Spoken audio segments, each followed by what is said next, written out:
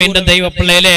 ஒருவேளை காசுக்காக அவன் எல்லாம் ஒன்ன காமிச்சு கொடுத்தான், நீ இன்னைக்கு இப்படி கடக்கிறன்னா அவன் உனக்கு செஞ்ச துரோகம் நினைச்சினா ஒன்னும் கவலைப்படாத.